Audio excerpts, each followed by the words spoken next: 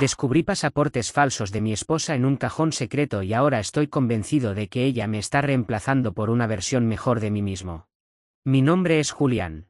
Tengo 32 años y soy arquitecto de software. Mi vida, hasta hace un año, era el epítome de lo predecible. Trabajo remoto, gimnasio 3 veces por semana, y una relación estable con Marina. Marina es profesora de historia, una mujer con una curiosidad intelectual contagiosa y una risa que solía llenar cada rincón de nuestro apartamento. Vivíamos en una burbuja de normalidad cómoda, de esas que crees que son indestructibles. Todo empezó con un pequeño detalle, algo tan insignificante que casi me avergüenza mencionarlo como el origen de todo este desastre. Marina siempre ha sido una persona muy organizada, pero tiene una regla inamovible: nunca, bajo ninguna circunstancia, debo tocar su escritorio en la habitación pequeña que usa como oficina. Es mi caos controlado, decía siempre con una sonrisa. Yo lo respetaba. Todos tenemos secretos espaciales, ¿verdad? Un martes por la mañana, Marina se fue a una conferencia en otra ciudad.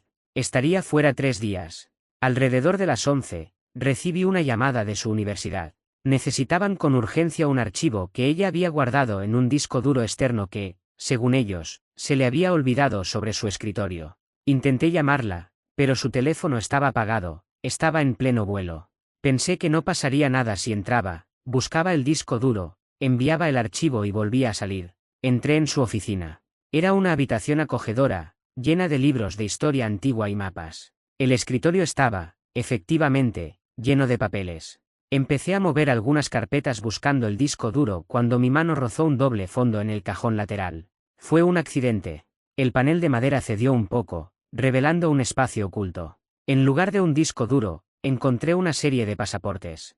Había 4. Todos tenían la foto de Marina, pero con nombres diferentes. Uno era francés a nombre de Isabelle, otro canadiense a nombre de Sara, uno brasileño a nombre de Fernanda, y el último, el que usamos aquí, a nombre de Marina. Lo que me heló la sangre no fueron solo las identidades falsas, sino las fechas. Según los sellos de entrada y salida, Marina había estado en países donde, supuestamente, ella estaba conmigo. Recuerdo que me senté en su silla, sintiendo que el aire se volvía pesado. Revisé los pasaportes de nuevo. En el brasileño, había un sello de salida de Sao Paulo de hace apenas 2 años. En esa fecha, Marina y yo estábamos celebrando nuestro segundo aniversario en una cabaña en las montañas. Yo tenía fotos de nosotros dos allí. Yo recordaba despertarme a su lado cada mañana de esa semana. ¿Cómo era posible que ella estuviera en 2 lugares al mismo tiempo? La curiosidad se convirtió en una obsesión fría. Seguí registrando el compartimento y encontré un fajo de llaves con etiquetas de diferentes ciudades: Londres, Madrid, Tokio, Ciudad de México. Y debajo de todo, un teléfono móvil antiguo, de esos que no tienen GPS en Internet. Estaba encendido. Tenía carga completa. Solo había un mensaje en la bandeja de entrada: recibido esa misma mañana, el relevo ha sido detectado. El protocolo 7 está comprometido. Elimina el rastro de Julián. Me quedé mirando mi propio nombre en esa pantalla pixelada. Elimina el rastro de Julián. No decía deja a Julián o miente a Julián. Decía elimina el rastro. Pasé el resto del día en un estado de disociación. No envié el archivo a la universidad. De hecho, cuando volví a llamar para preguntar por el disco duro, la secretaria me dijo que no sabía de qué estaba hablando, que nadie me había llamado antes. Revisé mi historial de llamadas, el número que me había marcado a las 11 de la mañana era el mío propio. Alguien había usado mi propio número para llamarme y obligarme a entrar en esa habitación. Alguien quería que encontrara eso. Esa noche no pude dormir. Instalé una cámara oculta en la oficina, camuflada en un cargador de pared. Necesitaba saber qué hacía Marina cuando yo no estaba mirando, o qué hacía cuando yo creía que estaba durmiendo a mi lado. Marina regresó el jueves por la noche. Estaba radiante, me trajo chocolates y me besó con la misma ternura de siempre. Cenamos, hablamos de su conferencia y vimos una película. Todo era tan normal. Si no hubiera visto esos pasaportes, habría jurado que mi vida seguía siendo la misma. Pero ahora, cada vez que ella me miraba, yo me preguntaba qué versión de ella estaba viendo. ¿Te pasa algo, Julián? Estás muy callado, me preguntó mientras recogíamos los platos. Solo cansancio del trabajo, ya sabes cómo es el cierre de trimestre, mentí. Fue mi primera mentira real en años. Ella me sonrió y me acarició la mejilla. Su mano estaba inusualmente fría. A las 3 de la mañana, mientras yo fingía dormir, sentí que Marina se levantaba de la cama. Sus movimientos eran fluidos, casi mecánicos. Esperé unos minutos y luego encendí la aplicación de la cámara oculta en mi teléfono, bajo las sábanas. La vi entrar en la oficina. No encendió la luz. Se movía en la oscuridad con una precisión aterradora. La vi abrir el compartimento secreto, sacar el teléfono antiguo y marcar un número. El rastro está contaminado, dijo ella. Su voz no era la de Marina. Era más profunda, despojada de cualquier emoción, casi metálica. Julián entró en la habitación. Ha visto los documentos. No ha dicho nada, lo que significa que es más peligroso de lo que calculamos. Solicito autorización para la fase de sustitución. Hubo un silencio largo. Yo contenía la respiración, con el corazón golpeando mis costillas con tanta fuerza que temía que ella pudiera oírlo desde la otra habitación. Entendido, continuó ella. Mañana a las 10. El reemplazo está listo. Asegúrense de que el cuerpo sea difícil de identificar. El gas será suficiente. Colgó, guardó todo y regresó a la habitación. Me quedé inmóvil, cerrando los ojos con fuerza cuando la sentí meterse de nuevo bajo las sábanas. Se pegó a mi espalda y pasó su brazo sobre mi pecho. Te quiero, Julián susurró en mi oído. En ese momento supe que la mujer que estaba a mi lado no era la Marina que yo conocí. No era solo que tuviera secretos, era algo mucho más perturbador. A la mañana siguiente, actué como si nada. Fui a trabajar, pero en realidad me pasé el día investigando sobre sustitución y protocolo 7. No encontré nada en la red normal, pero usando mis conocimientos de software, logré entrar en algunos foros de la Dark Web que hablaban de servicios de limpieza de identidad y algo llamado, de hecho, Project. Lo que descubrí me hizo querer vomitar. El proyecto ECO era una organización que ofrecía sustituciones de personas reales por agentes entrenados para infiltrarse en ciertos estratos de la sociedad, o simplemente para vivir la vida de alguien mientras esa persona era utilizada para otros fines. Pero no era solo espionaje. Era algo más siniestro. Hablaban de duplicación biológica asistida. Empecé a revisar nuestras fotos de los últimos años con una lupa digital. Encontré algo que me voló la cabeza. En las fotos de nuestro primer año, Marina tenía una pequeña cicatriz casi invisible cerca del lóbulo de la oreja izquierda. En las fotos de hace 2 años, la cicatriz había desaparecido. En las fotos de la semana pasada, la cicatriz estaba en la oreja derecha. No era la misma mujer. Nunca lo había sido. O quizás, la original había desaparecido hacía mucho tiempo y yo había estado viviendo con una serie de copias que se iban turnando. La paranoia se apoderó de mí. ¿Quién era yo para ellos? ¿Por qué me mantenían con vida? Elimina el rastro de Julián. No decía, mata a Julián. Decidí que no iba a esperar a las 10 para que me gasearan. Preparé una mochila con lo esencial, saqué todo el efectivo que pude y decidí confrontarla antes de que el reemplazo llegara. Quería respuestas. Quería saber dónde estaba la verdadera Marina. Llegué a casa a las 6 de la tarde. Marina estaba en la cocina, cortando verduras. El sonido del cuchillo contra la tabla de madera rítmico, seco. Tac, tac, tac. Hola, amor. Has llegado temprano, dijo sin girarse. Marina, tenemos que hablar, dije, dejando la mochila en la entrada. Ella dejó de cortar. Se quedó inmóvil, de espaldas a mí. ¿De qué quieres hablar, Julián? ¿De los pasaportes? ¿O de la cámara que instalaste en mi oficina? Me quedé helado. Ella lo sabía. Todo este tiempo, ella había estado jugando conmigo. ¿Quién eres? Pregunté, mi voz temblando. ¿Dónde está la mujer con la que me casé? Ella se giró lentamente. Tenía una expresión de una tristeza infinita, una mirada que por un momento me recordó a la Marina original. Julián, no hay una verdadera Marina. Nunca la hubo. Marina es un concepto, una asignación. Yo soy la cuarta en ocupar este puesto. Y sinceramente, eres el que más ha durado. Los otros Julián no fueron tan observadores. Sentí que el suelo se abría bajo mis pies. Los otros Julián. ¿De qué estás hablando? Mi voz era apenas un hello. No hay otros Julián. Yo nací en este país, tengo padres, tengo fotos de mi infancia. Marina soltó el cuchillo. No con violencia, sino con una parsimonia que me resultó más aterradora que cualquier amenaza. Se limpió las manos en el delantal y me miró a los ojos. Tus padres murieron hace 6 años, Julián. Un accidente de coche, ¿recuerdas? El mismo accidente donde tú sobreviviste milagrosamente. Pero no sobreviviste. El Julián original murió en ese asfalto. Tú eres la tercera versión que intentamos integrar. Los 2 anteriores tuvieron fallos cognitivos, sus cerebros no aceptaron los recuerdos implantados y se volvieron inestables. Pero tú encajaste a la perfección. Eso es mentira. Grité, golpeando la mesa. Recuerdo mi infancia. Recuerdo el olor a pino de la casa de mi abuela, Recuerdo cuando me rompí el brazo a los 8 años. ¿Recuerdas lo que el proyecto ECO te instaló? Respondió ella, acercándose un paso. ¿Alguna vez te has preguntado por qué no tienes amigos de la infancia con los que hables? ¿Por qué tus fotos de graduación parecen siempre un poco desenfocadas? ¿Por qué no puedes recordar el nombre de tu primera mascota sin hacer un esfuerzo sobrehumano? Me quedé en silencio. Mi mente empezó a buscar esos nombres, esos rostros. Era cierto.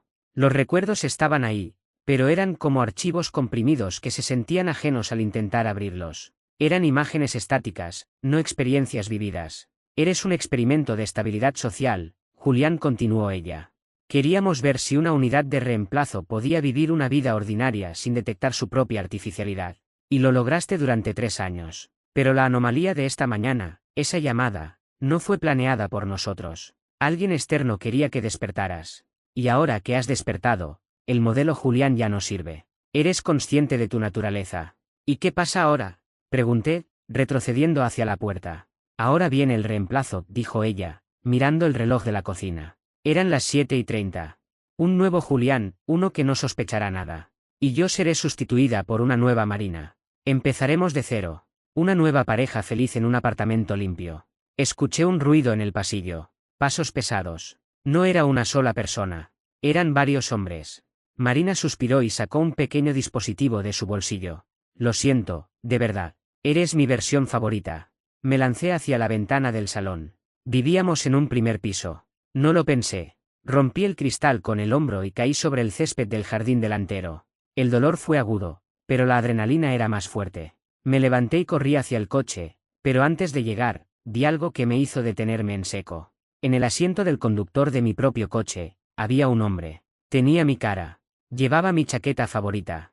Estaba ajustando el espejo retrovisor con mis mismos gestos. Me miró a través del cristal y me dedicó una sonrisa de reconocimiento, una sonrisa cargada de una superioridad gélida. Era yo, o lo que el mundo iba a aceptar como yo a partir de mañana. Corrí hacia el bosque que bordea la urbanización. Pasé horas escondido entre la maleza, viendo cómo llegaban furgonetas negras a nuestra casa. Vi cómo sacaban un cuerpo envuelto en una alfombra, mi alfombra, y lo cargaban en la parte trasera. Luego, vi a Marina salir a la puerta y despedirse con la mano del Julián que se iba en mi coche a comprar, supongo, la cena que yo nunca terminaría de comer. Desde entonces, he estado viviendo en motels de carretera, pagando siempre en efectivo. He intentado contactar con personas de mi pasado, pero todos los números están desconectados o pertenecen a gente que jura no conocerme. Mi cuenta bancaria ha sido vaciada. Mi seguridad social no existe. Legalmente, Julián está en su casa, viviendo una vida perfecta con su esposa Marina. Pero aquí está lo que no me deja dormir, lo que me hace escribir esto en una biblioteca pública antes de volver a desaparecer. Hace 2 noches, encontré una pequeña marca en mi antebrazo. Es una incisión quirúrgica perfecta, casi invisible. Al presionarla, sentí algo duro bajo la piel. Con un cortaúñas y mucho dolor, logré extraer un pequeño chip de silicio. Al conectarlo a un portátil robado, solo encontré un archivo de audio. Es una grabación de una voz masculina. Mi voz. Pero no suena como yo hablo ahora. Suena como alguien que está sufriendo. Si estás escuchando esto, significa que el ciclo se ha repetido. Soy el Julián anterior a ti. No huyas. No sirve de nada. No intentan matarte, intentan perfeccionarte. Cada vez que escapas, recopilan datos sobre tus rutas de huida, tus niveles de estrés y tus decisiones morales. Este escape es parte de la fase 8. El bosque, el motel, este chip, todo es parte del entorno controlado. La voz hizo una pausa y escuché un sonido de estática. Mírate las yemas de los dedos, Julián. Míralas bien. Miré mis dedos. En lugar de huellas dactilares, tengo una serie de surcos concéntricos perfectamente simétricos. No son humanos. Son códigos. No soy un hombre que huye. Soy un producto que está siendo probado en condiciones de estrés extremo. Y Marina. Marina no es una agente. Ella es el sistema operativo de mi realidad. Acabo de ver a través de la ventana de la biblioteca una mujer cruzando la calle. Lleva el mismo vestido que Marina llevaba el día que nos conocimos. Se ha detenido, me ha mirado y ha señalado su reloj. Me quedan 5 minutos antes de que el protocolo de reinicio comience de nuevo. Si mañana lees a alguien llamado Julián publicando sobre su vida feliz, o sobre un pequeño problema con su esposa, no le creas. Ese no es él. Y yo ya no sé quién soy. Solo sé que el gas está empezando a salir por los conductos de ventilación de la biblioteca.